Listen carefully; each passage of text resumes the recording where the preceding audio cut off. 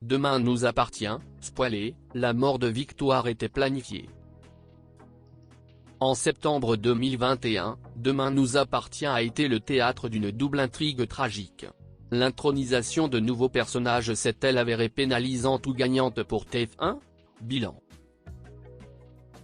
Parallèlement à un millième épisode, ponctué par la mort d'un de ses héros, Demain nous appartient a été secoué par une série de départs à l'aube de la saison 2021-2022.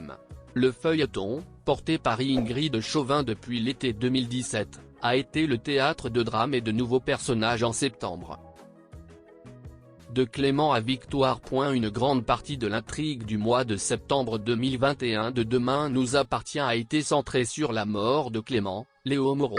Le jeune lycéen d'Agnès Varda est tombé dans les escaliers après avoir été victime d'un malaise.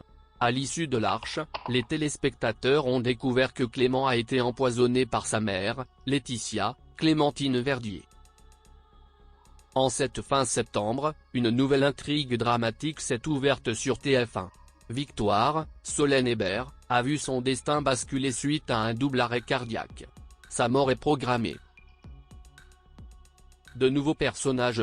Parallèlement à ces intrigues choc, Demain nous appartient a accueilli de nouveaux personnages.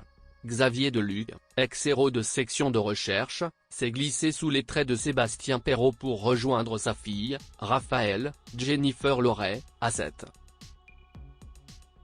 De nouveaux professeurs ont renforcé les rangs de DNA, François, Emmanuel Moire, et Apollon, Mailleul-Durand. Chloé, Ingrid Chauvin, a pris les rênes du lycée Agnès Varda. Et les tensions n'ont cessé de se multiplier avec sa CPE, Irène, Thaïs Kirby. De quoi donner naissance à une nouvelle famille de personnages, les Lopez Diallo. Quel bilan pour la rentrée de Demain nous appartient ? Ces changements se sont avérés pénalisants ou gagnants pour TF1 ?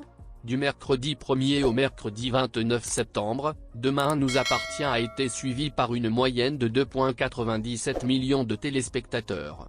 Les aventures des héros de 7 ont été plébiscitées par 17,8% de l'ensemble du public. DNA a joué la carte de la stabilité sur un an.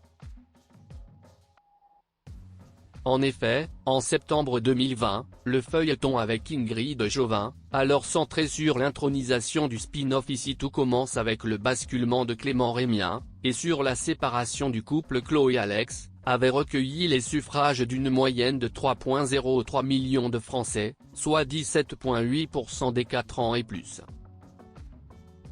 Demain nous appartient a donc su conserver son public d'une rentrée à l'autre sans être affaibli par la concurrence ou l'intronisation d'une deuxième feuilleton quotidien sur l'antenne.